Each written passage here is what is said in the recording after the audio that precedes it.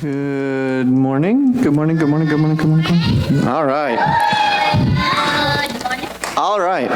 So, this teaching today is going to be very unique. Okay?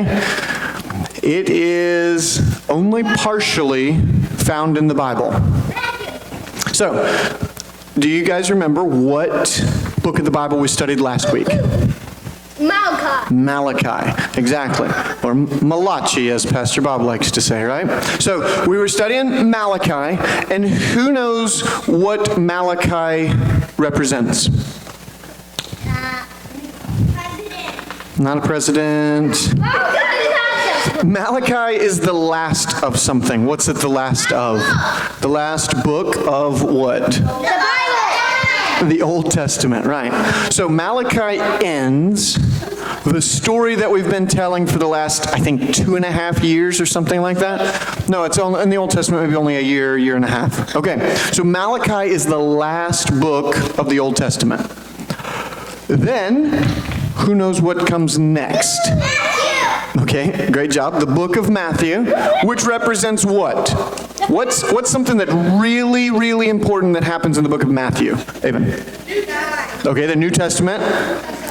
And the New Testament and Old Testament talk about a relationship with God. That's what the Testament means. But what's the most important thing that happens in the New Testament? The most important thing, Macy? Yeah, Jesus is born. That's probably the second most important thing. First thing is that he dies for our sins and is resurrected. But either way, Jesus as a whole comes to earth. So what we have is we have a space of time, right? You guys remember what was going on historically with Israel, right? We're going to go quick through some history. All right, the kingdom of Israel, under David and King Solomon, under Solomon's son, splits into two parts, right? Y'all remember that? The northern kingdom was called the kingdom of what? Yeah. No. Israel. Yes. And it had how many tribes? 10 in the north, okay? The southern kingdom was called the kingdom of what? Judah. And it had how many tribes? 2, correct. So, and in the northern kingdom, they had how many total good kings? 12. Not a single one. 0. From the time that they split into 2 kingdoms, the kingdom of Israel, the 10 tribes in the north, never had a single good king. All of them were evil, and they didn't follow God. So, God allowed which empire to come in and conquer the northern tribe of Israel, or the northern kingdom of Israel, rather? Not Babylon. Assyria, yes. And when the Assyrians took over something, what did they do to the people that they'd conquered? Jordan. Yeah, they mixed them up. First they killed a bunch of people, tortured a bunch of people, it was terrible, and then they shuffle people around and they send a husband over here and he's got a new family and kids got given to different parents. It was really strange, and they shuffle everybody up so that nobody still had their same family. So that way there wasn't this tight-knit group that could rise up and fight against the Assyrians, right? So they mixed everybody up, and it was really terrible. And that's where the Samaritans came from, is the Samaritans were considered by the Jews to not be like pure-blooded Jewish, and so they didn't like them very much because they'd been mixed up by the Assyrians. Okay? And that was the first of 4 crucial steps that happen for God to prepare the world for the spread of the gospel when Jesus comes. Okay? It didn't just happen by accident. God had a plan. Who knows what Romans 8:28 says? This at some point, I'm pretty sure, had to have been a token challenge, but if you know off the top of your head, I'll give you a token. Okay, cool. It says that we know all things work together for the good of them who love God and have been called according to his purpose. All right? So the reason I said that is because in the New Testament, we'll be learning about that in a few months, Romans. But in the New Testament, it says that everything that happens, God is using for the good of his people. Okay? Does that make sense? So when we say that everything happens and God's going to use it, even when the Assyrians came in and just all that northern kingdom, God was still using that for his glory and for the good of the people that he called. Okay? It may not seem like it, and it wasn't very much fun for them because they'd been sinning a lot, but still God was using it. What happened was the Jewish people from the northern tribe of Israel, they got spread kind of all over that part of Asia, right? They got mixed up, they got thrown here and there. And while they weren't doing a very good job of worshiping God, they knew the one true God, the God that we worship. And so undoubtedly they were telling their kids and their grandkids and their great-grandkids about God. And maybe some about the Messiah as well. So they've been spread all over. So when the disciples and the apostles finally get to go and spread the good news of the word, undoubtedly they're hearing that, hey, the Messiah has come, and they knew from their grandparents, great-grandparents, great-great-great-great-great-grandparents that this was going to happen. Okay? So that's the first step, is God mixed in his people with everybody else, but it was a discipline. Is that the right word? Yeah, they were being disciplined because they had been very bad for a long time. All right, down to the southern kingdom, which is way more important because they actually get to stay together. They're still together today. The southern kingdom had two tribes. What were the two tribes? Benjamin. Yep, it's the name of the kingdom. Benjamin and Judah. Yeah, great job. Benjamin and Judah were the two tribes, and they did have some good kings.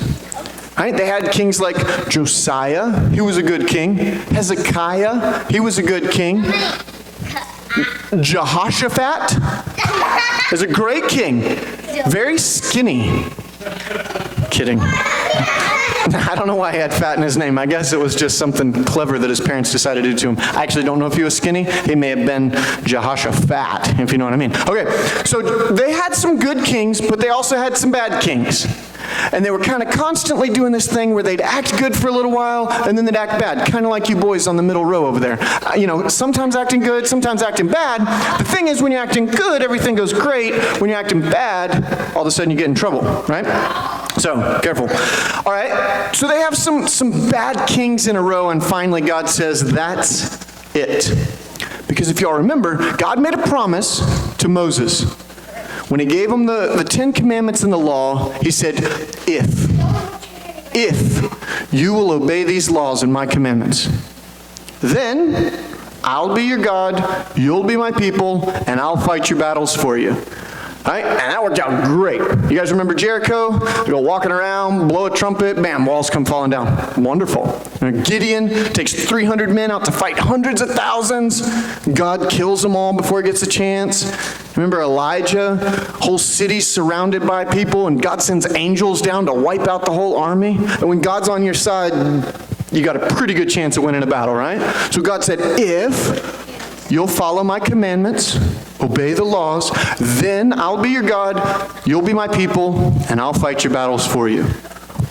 But if you don't obey my commandments, if you turn away from me and follow the idols and the fake gods of the people around you, then I will wipe you out. He said he's going to kill them all. Because what God didn't want was his people on earth, the people that he was in a relationship with, to not follow his commandments, because that gave a bad example to everybody else that was watching.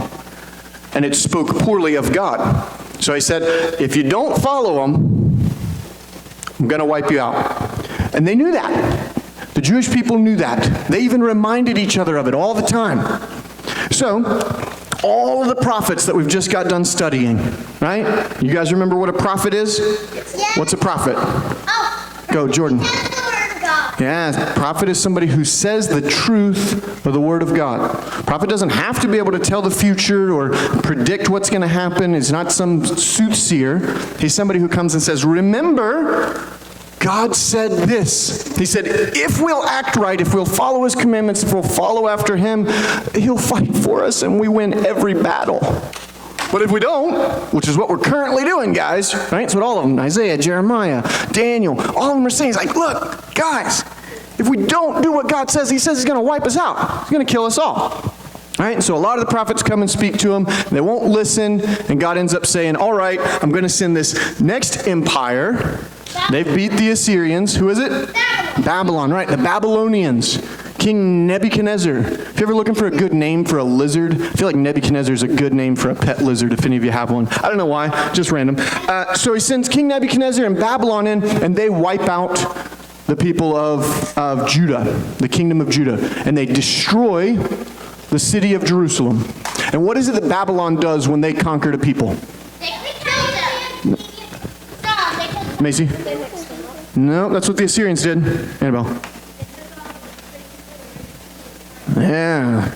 They took all of the valuable things from that place that they'd conquered, and they took it back to Babylon. Nebuchadnezzar had this beautiful city of Babylon.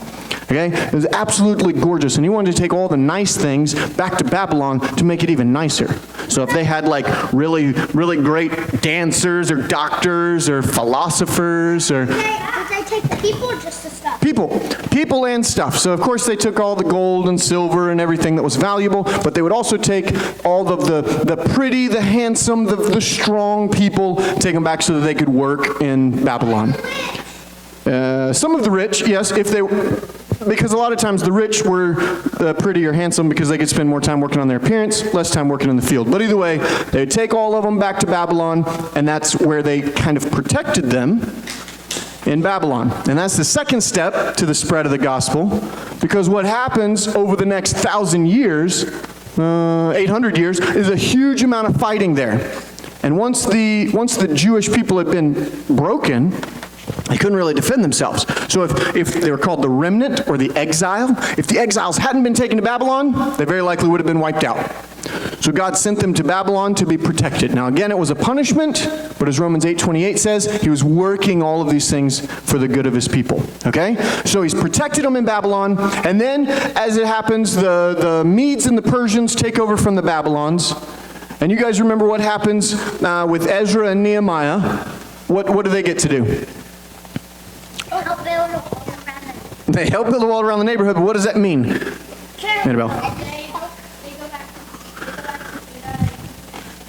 That's right. So they get to go from Babylon back to Jerusalem.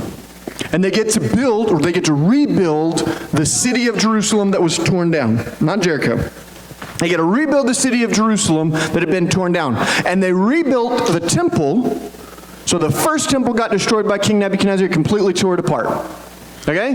The second temple, Ezra and Nehemiah and all their guys got to rebuild. And so now there's a second temple, and they're back, and they're living there, and for about 100 years, they just get to live in peace. They've got the Persians or the Medes, depending on what day it was, that they're paying tribute to, so like their taxes, and they get to live and grow their vineyards and their farms and their families and anything else. They get to go to the beach, they get to have a good time, I don't know, they're flying kites, whatever they're doing, they just get to live in relative peace. Then, this is where we're going to pick up our story today. Because what happens next, and that's the last thing you know about the Bible, is they went back into the land, they rebuilt the temple. You guys remember some of the prophets we talked about recently, even after they've returned from exile, they're talking about, hey, remember, we got to make sure to follow the laws of God. Right? We talked about Micah a few weeks ago, who said, you have to remember to build God's house, not just your own, to focus on the spiritual, not just the physical. Okay? Then, all of a sudden, that ends. They're paying tribute to the Medes or the Persians. And then the next thing we read is that Jesus is born during a census that the Romans are making Mary and Joseph travel to Bethlehem. Right? Y'all remember that? On the donkey going to Bethlehem. They're looking for a house to stay. They end up having the baby in the barn. Y'all remember that story? Yeah, the Christmas story, right? So the question is, how do we get from, and then there's this guy called Herod that's real angry and after everybody. How did we get from Malachi talking about God saying he's going to purify the people, and they're living in Jerusalem, they've got a new temple, and they're paying tribute to the Medes and Persians all the way to Romans? Where'd they come from? Anybody want to take a guess at how many years lapsed between Malachi and Matthew? 7,000's a lot. It's not that many. 500. That's very much closer, but it's still less. 6,000. No. 600. No. 4,000. 300. 400 years. Y'all, we're going to get there eventually, I'm sure, if we sat here guessing long enough. 400 years. Okay? To give you some context, it was only 400 years, well, 490 years, from Saul all the way through. So when we got started in the book of Samuel, all the way to Malachi, it was like less than 500 years. So we had like 35 books of the Bible for 500 years, and then nothing for 400 years. And then we pick up in the New Testament, and we got all the story of Jesus and what comes after, which includes you and I. So what we're going to talk about today is this middle period of 400 years. What I want to make very clear to you is that this is not in the Bible. Some of it's alluded to, some of it's referenced from the Bible, but today is more of a history lesson. Yeah, history. I know you guys are getting prepped for school. You're about to have a lot of fun. And honestly, some of what you're going to learn today, some of your history teachers as you go back to school may not know. All right? And that's okay. This is just maybe since Mr. David didn't bring you some useless trivia, we'll say this is your trivia. Yes? Why is this history? Exactly. Why is it history? This church, we're going back to Mount Caesar. Yep, you got this. So what we're going to talk about, though, is setting the stage to help you understand what's going on when we get to the book of Matthew. All right, why are Joseph and Mary going to some census for the Romans? We're going to try and get you through the middle portion of this 400 years that just got lost somewhere. Okay, so what we're going to talk about is a family called the Maccabees. Has anybody ever heard of the Maccabees? Maccabees. I'm sure it's what your neighbor's last name is. Maccabee is actually a Hebrew word, and it means something. Anybody want to guess what it means? It means neighbor. No, not a bee. Is it kind of nut? It's a tool. No, that's macadamian. That's close. It's a type of tool. What kind of tool do you think it is? A hammer. That's exactly what it means. So it's a Hebrew word for hammer. Why you Or like that? because it's a really powerful word. Hey, Matthew, come on. Sit down. All right, so Maccabee is a word for hammer. There's one person other than this family, hidden in this 400 years, in the Jewish tradition, who got the title of Maccabee, which means he was called the hammer. Do y'all want to guess who it was? I'll give you a hint. No, but it's very close. Not just that. He's one of the judges, the first of the judges. Starts with a G. No. No. Gideon. Gideon was also called Gideon Maccabee. It was a title. It's a little bit like how we would say president or governor or something like that. Maccabee was a title, and it's very, very rare. No, I didn't say mac and cheese, though that might be a better name for them, the mac and cheeses. No, the Maccabees. Mac and cheese. All right, so the Maccabees, the Maccabees pick up the story. They're a family, and what's going on around them is that about 100 years after the exiles got to return to Israel, this guy named Alexander, right, from Macedonia in Greece, takes his army and he conquers most of what the known world was. He was this huge conqueror. He's called Alexander the Great because he beat everybody he fought against. He never lost a battle. One of the only rulers in the history of the world to never lose a single battle. No, it wasn't because of that. He was a really great warrior. So Alexander the Great comes charging through and he conquers Persia, Israel, Syria, all of it, Egypt, Africa, Asia, Europe. He's conquering everything. Okay?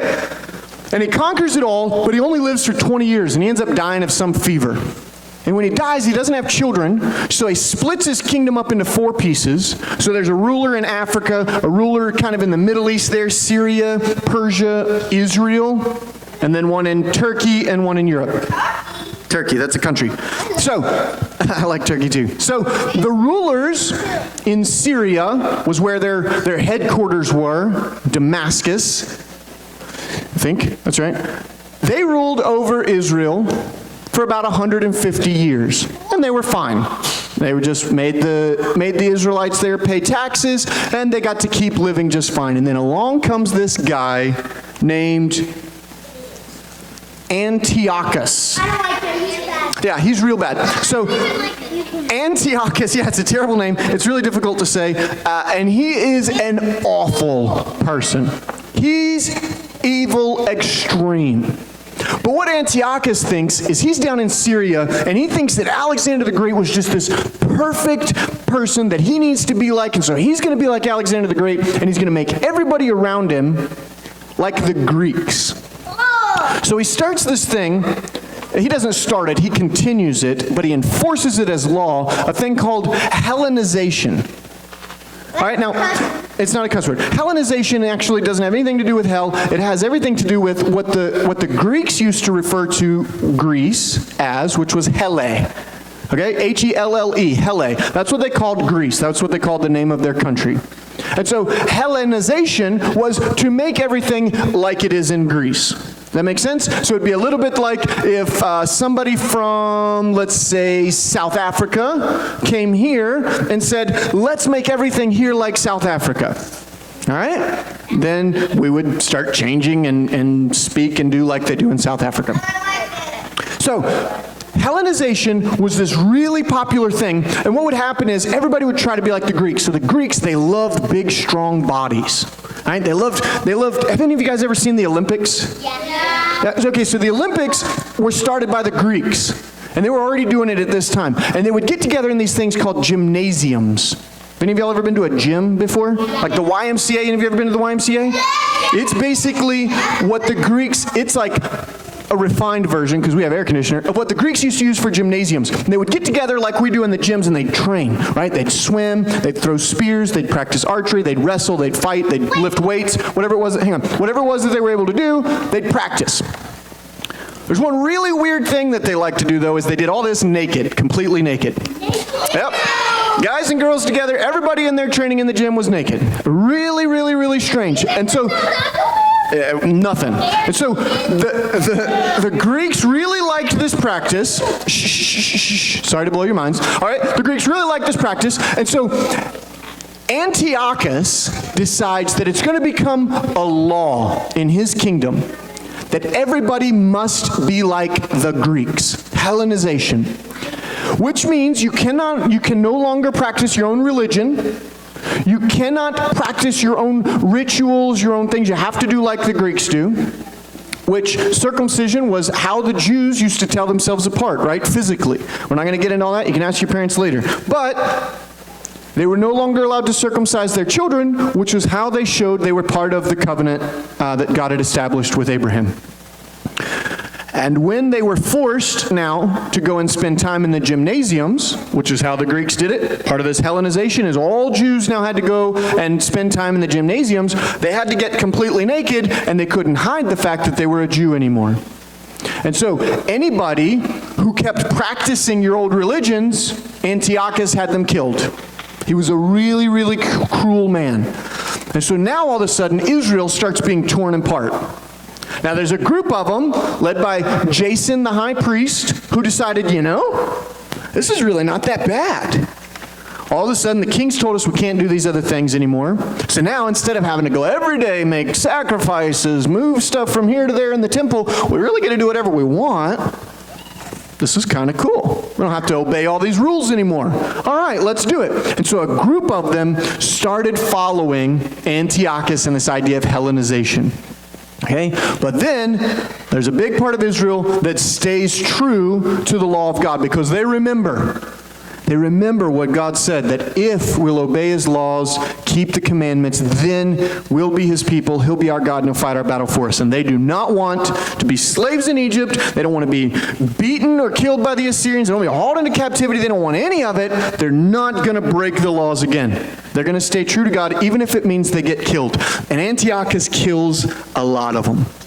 Now, this sounds like a really terrible story, and the truth is, a lot of the details I'm leaving out because it gets really bad and it's not age appropriate for you, but you guys will have at some point in your life something or somebody that comes along that tries to tell you that following God is a bad idea, and you should do it somewhere different.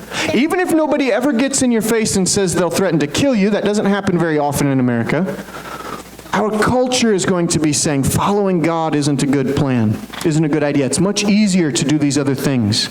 Right? Look at everybody else is doing them. This is way better. Let's be like this. Let's stop going to church. Let's stop reading your Bible. Hey, it's way more fun just to play video games, right, than it is to follow God's commandments. It's no big deal to obey your parents. It's way more fun to do something different. Right? And our culture and other people are going to be trying to do what Antiochus did to the Jews and try and pull you away from following God. And it's going to be really important because you guys are going to be some of the Maccabees. Y'all are going to be some of the ones that get to rescue the rest of us from the destruction that's going to come if we don't follow the rules. Okay, so here come the Maccabees. All of a sudden, the Greeks, they're making everybody do what they're told. Part of the thing of Hellenization, this is the third part of the spread of the gospel. Sorry, I got to complete a thought before I move on. The third big part of Hellenization is that everybody has to learn to speak Greek. The language of Greece. You had to learn to speak it. Who knows, we're gonna do a little trivia here. This will be worth something later on. Who knows what language the Old Testament was originally written in? Hebrew, yeah. And who knows what language the New Testament was written in? Greek. Now, you ask, for the New Testament, right, they're Romans. And the Romans speak Latin. Why wasn't the New Testament first written in Latin? Would have made a lot more sense, right? The language of the Romans. Now, because the Greeks, everybody in that area knew how to speak Greek because of the Hellenization that happened. So one thing that's really cool that God was doing is through all this awful stuff that was going on while Antiochus was trying to get people to stop worshiping God, is everybody had to learn the same language. Now they also knew Hebrew, a lot of them did, but they had to learn Greek. So then, all of a sudden, when Jesus comes and the disciples and the apostles are going and spreading the gospel, they can spread it in Greek because everybody knows Greek. Not everybody knew Latin, not everybody knew Hebrew, but everybody knew Greek. So that was the third step to God using horrible, horrible things to prepare for the spread of the gospel of Jesus Christ, okay? Is that everybody learned how to speak Greek. And then we're going to get into some details of the story about the Maccabees. These guys, Antiochus and all of his generals and his soldiers, are going around to all the little towns, and they're forcing all of the rabbis, which meant teachers. They're the ones who taught the kids. Pastor Bob would have been called Rabbi Bob. Okay? They were teaching the kids how, and the adults, how to follow the law. They were making all of the rabbis burn their Bibles. Okay? They didn't call them Bibles at that point, but they were making them get rid of them. Because remember, according to the law now, any religion other than the Greek worship of the fake gods was illegal.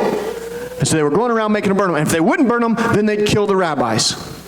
Okay? Because they were making sure they killed every part of this religion. And so they come to this little town called Modem. Okay? And in this little town called Modem is a rabbi. And his name is Mattathias. If you'll remember that, it'll be worth something later. Mattathias, Rabbi Mattathias. And Mattathias is just a normal rabbi, kind of a poor guy. He's got 5 sons, a few brothers. He's got 1 daughter. And he's just a rabbi in a little town. And he's just doing his thing.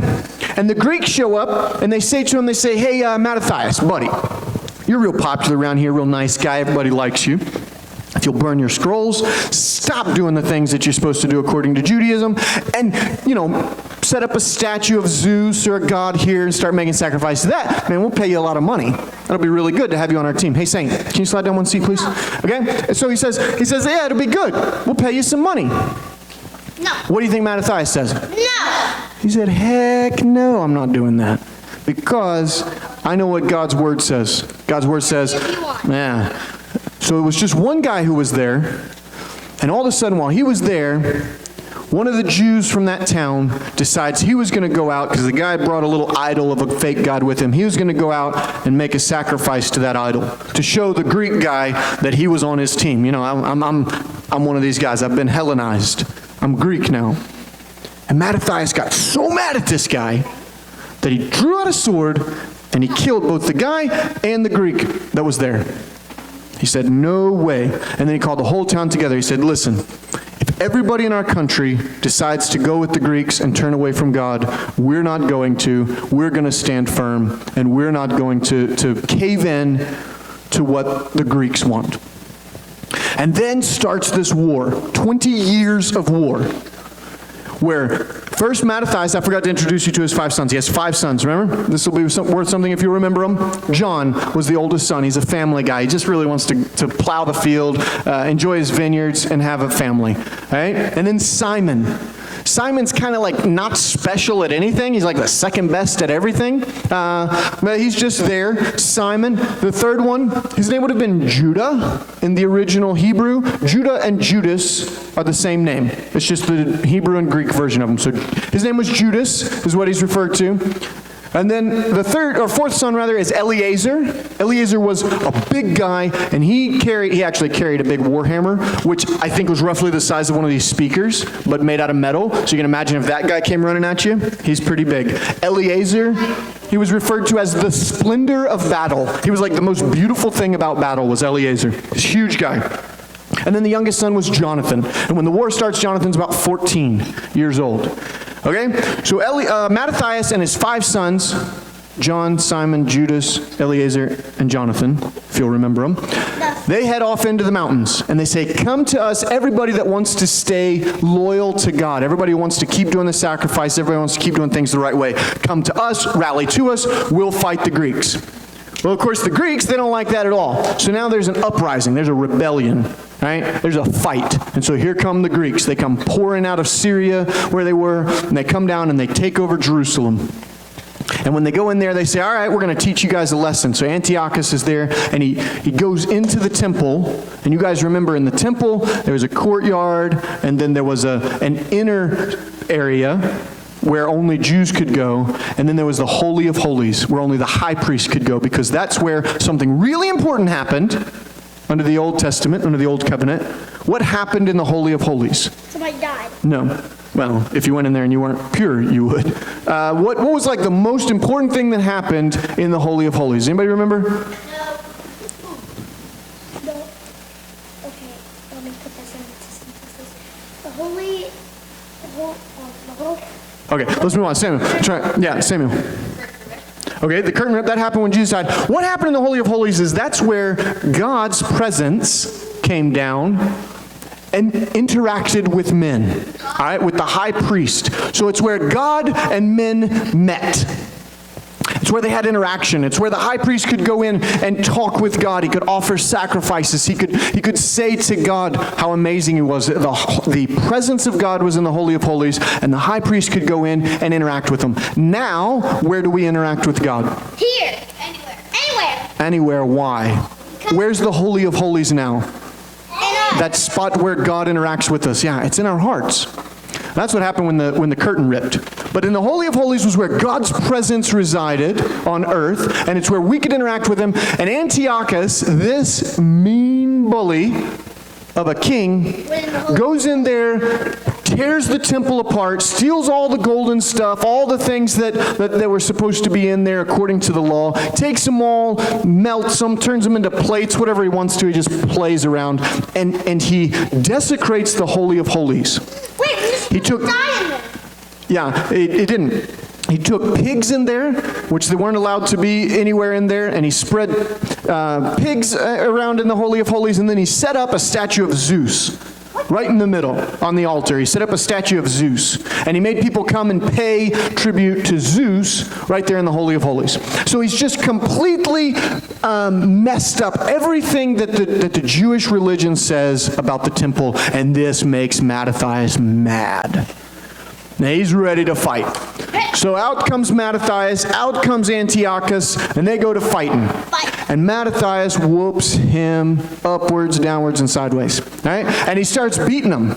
And then out come more soldiers and more soldiers. And they keep fighting. For 20 years they're fighting.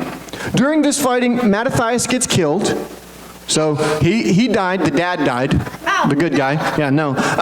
Antiochus also dies during this time. Yeah. Judas, the middle son, he takes over as the Maccabee, the hammer. And so now he's the leader of his 5 brothers and all of Israel, and they're fighting. Yeah, Judas is a good guy. And they're fighting back and forth with the Greeks. And this thing happens where the Greeks, they hire these soldiers from Africa to come up and fight for them. They're called mercenaries. And they bring these elephants with them. Have any of you guys ever been to a zoo or seen an elephant? Yeah. Yeah, elephant's pretty little, easy to beat, right? No problem. You get in there and box with it. Yeah, no problem, right? No, elephants are huge. And these elephants, they built these towers on top of their backs so they could have people up there with spears and bows and arrows to shoot down from. And then they put these big spikes on their tusks that stuck out, and they would like whip and burn the elephants to get them to run really fast into the other army. So imagine for a second that we're like with Judas. Yeah, it's really terrible. We're with Judas, and we're like the Jewish warriors. We're ready to fight, and all of a sudden here comes this elephant that's like the size of this screen right here, running at us. On top of his back, all the way up to the ceiling, are these soldiers. We can't even get to them. We run fast, right? And that's what happened to the Jewish soldiers. They were like, elephants? Oh no, sorry. Nah, we're out. All right, yeah, if you want to bring like, some little pigeons or something, I'll fight those. Maybe a cat on a good day, but not if it surprises me. Things scratch me all to bits. Elephants, no chance I'm fighting. I'm out. I'm running. I'm gonna hide somewhere. Well, these elephants, they come running towards the army, and the army starts trembling. They start going, oh man, we're not going to make it. There's 20 of them. They say, oh, we're all about to die. We got to run quick. And Judas says, come on, guys. If God's fighting for us, even the elephants, he'll kill them, right? And you can imagine the guys are like, woo, well, this seems nice, Judas, but I'm pretty sure those things are just going to squish us, right? And Eliezer grabs his hammer, his great big hammer, and he says, has God made a beast that can't be killed? Has God made an animal that can't be killed? I don't think so. And he goes running forward. He has these 4 guys that were really loyal to him, and they go running with him in front of the whole army. He's charging the elephants. So the elephants are charging, he's charging, and he's like, let's do this, boys. And he takes his hammer, and he jumps up in the air, and he just, bam, right in the forehead of the front elephant, and kills it instantly.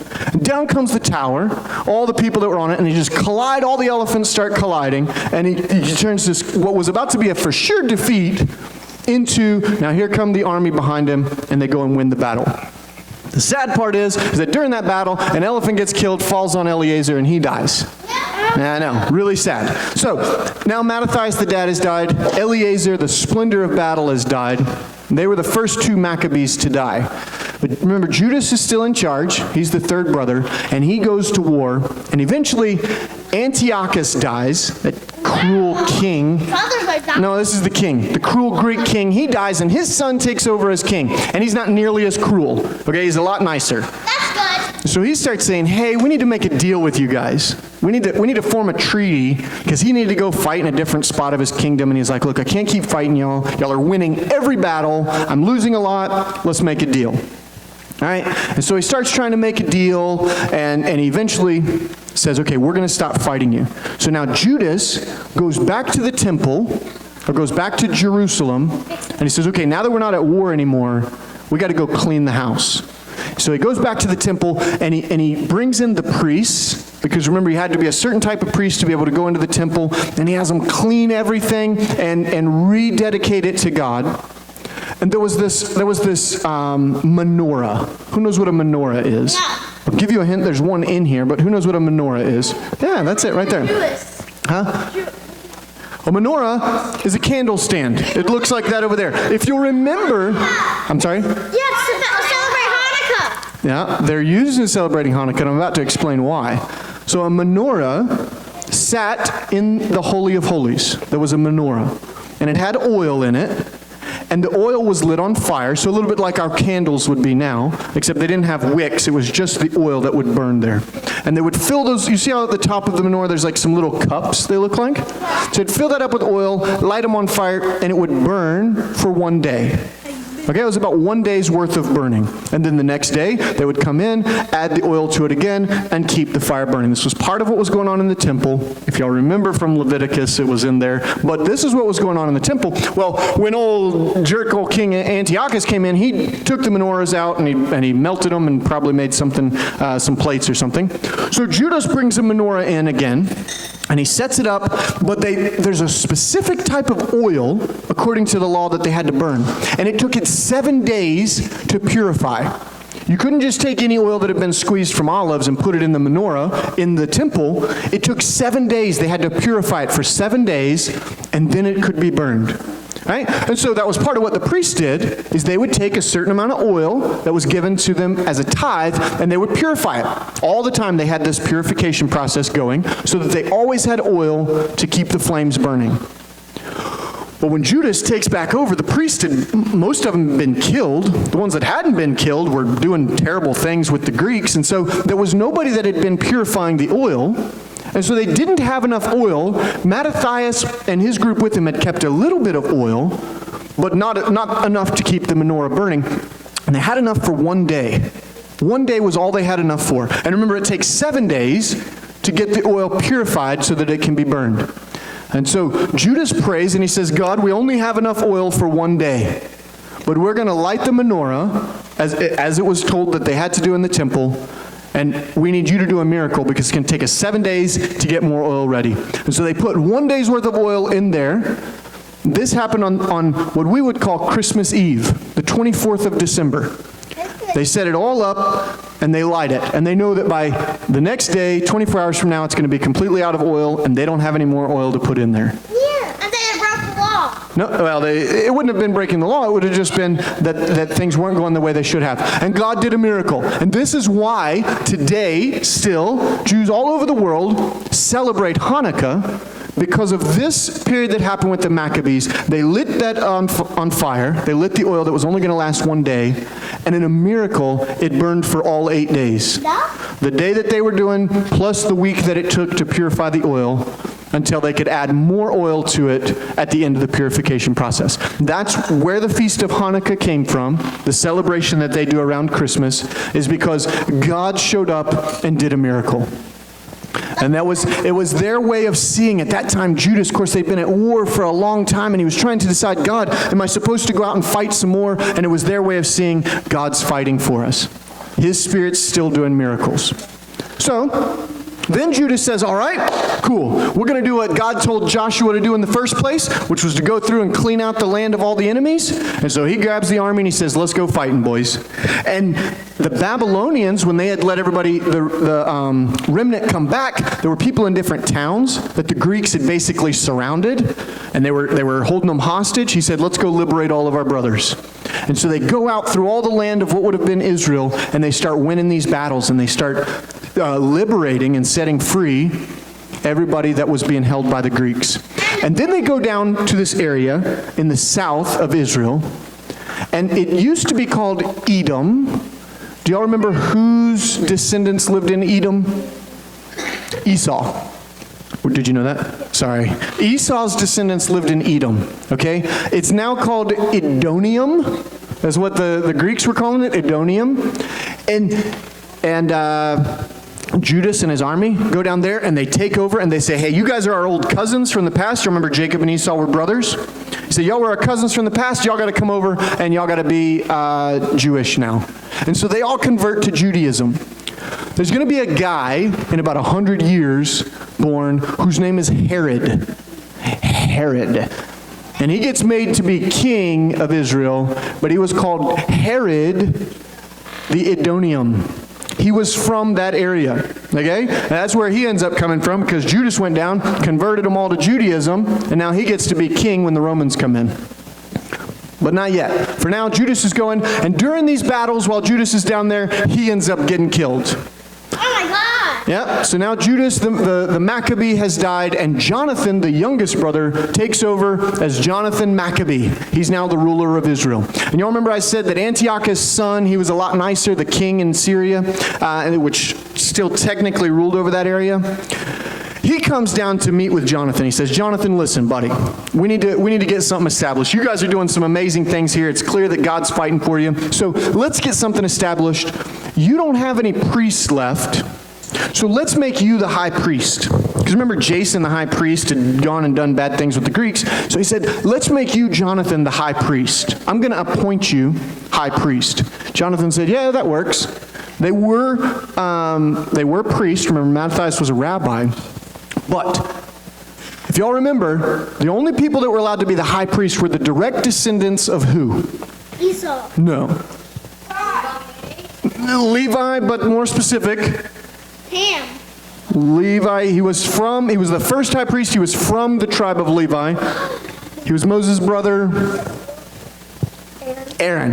The high priest, according to the law, had to be descendants of Aaron. Priests all over the place just had to be Levites. Or you had to go through the process of becoming a priest. So you had to be a descendant of Aaron in order to be a high priest, and Mattathias and his sons were not descendants of Aaron. So all of a sudden there's this group of very, very religious people who said, wait, Jonathan can't be high priest. We're not going to be okay with this. Y'all want to take a guess at what these people called themselves? Pharisees. So when we get to the New Testament, all of a sudden you start hearing about Pharisees. This is where they started. They started because they broke off from the Maccabees, because Jonathan wasn't allowed to be high priest because he wasn't a descendant of Aaron. And they said, the law states you have to be a descendant of Aaron. We're not going to be okay with that. And thus starts the Pharisees. Jonathan, because there was no high priest, says, well, any high priest is better than none. He had a pure heart. He was good to go. So he takes over as high priest.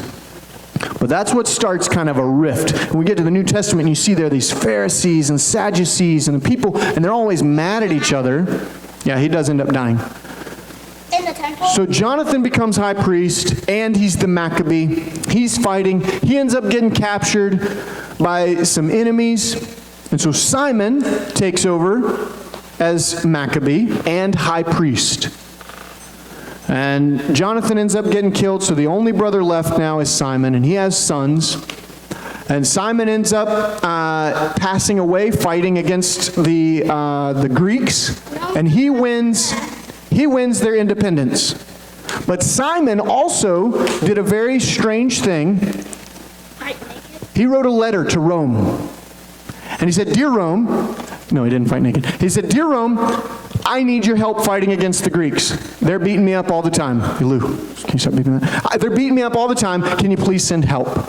And so the Romans sent a small army to Jerusalem by way of boat. And they send an army to Jerusalem to go kind of see who was this Simon Maccabee guy, what's going on, and why do they need help.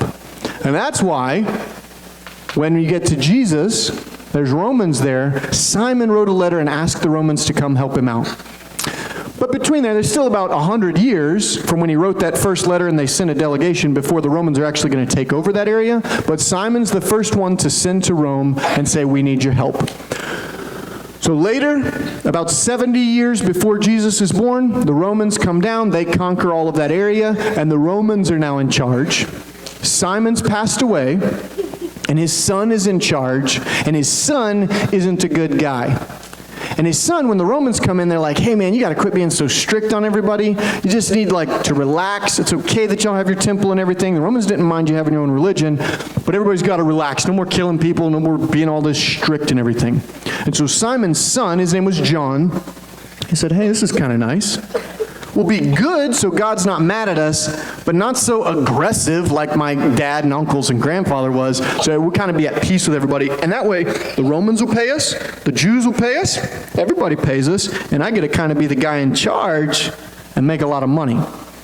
And so John starts what's called the Sadducees, which is kind of, they were part of the priests, but they were really just kind of the leading aristocracy. They were the people in charge, and they really weren't doing what they should have, but they weren't really bad. They were kind of like politicians, okay? And it's like, nobody really likes them, but they were kind of in charge and they had all the power. So when you get to the time of Jesus, there are these Pharisees, they're the hyper strict, like, you can't do that. And the Sadducees were like, don't mess up what we got going on because we're making a lot of money and we're real comfy. Okay? And that's why when Jesus is coming, he's talking to the Pharisees. He's saying, you guys are so strict, but you don't have love in your heart. And he's saying to the Sadducees, you're supposed to be leading Israel in truth and righteousness, and you're not. And it's really important for you guys because at some point, y'all are going to be rulers. You're going to be leaders. Even if it's just of your own households. In the future, you're going to be parents. It's important that you remember when you're in leadership that you're following God. And that you're not doing it for your own benefit and you're not doing it just to obey the rules, that you're following it because of the love of God. So, the Maccabees end with the son of Simon, John. He's the last one. He ends the rule of the Maccabees, and the Romans take over from him, and the Romans appoint a guy there named Herod as king. He's the first king over Israel since they went into exile. They never elected a king when they came back for all of those 400 years. The few years before Jesus was born, Herod is the first king that the Romans appoint, because remember, God said initially, I'll be your king. You don't need one. So the Romans appoint a king, Herod, and you're going to pick up in, I think, 2 weeks talking about what Herod does and how the Pharisees, Sadducees, and Romans all connect, and why that was an important 400 years to get to ready for the birth of Jesus. Because once the Romans took over, all of a sudden, the entire world was connected. The Romans let you travel all over everywhere. The Greeks hadn't let you do that. You had to stay home. So now the fourth piece of the world being ready for the spread of the gospel has happened, which is the Romans now have made it easy to travel.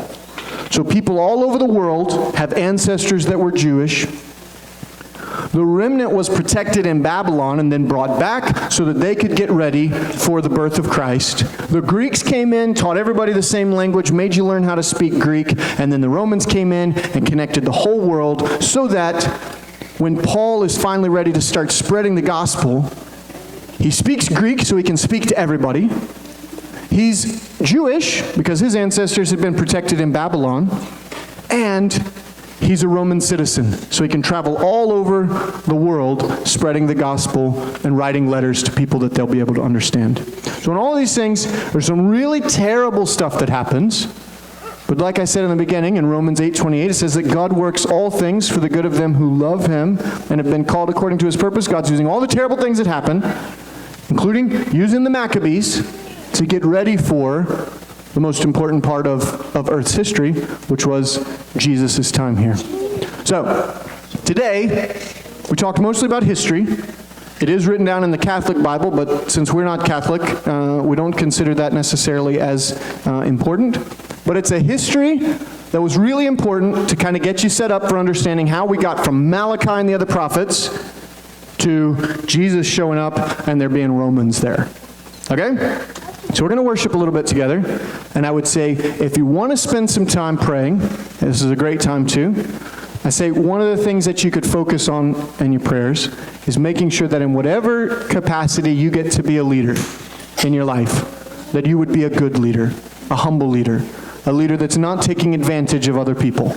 Okay? Because right now, there are already those of you guys that are doing a really good job of being kind, of following the Lord, of being humble. But there are also those of us in here that have a tendency to not be. So I'd say now's a good time to start praying that God will change your heart to make you a leader like him. Okay? We're going to worship some, and then we got a lot of trivia. We'll see if we can get some tokens to you guys, all right?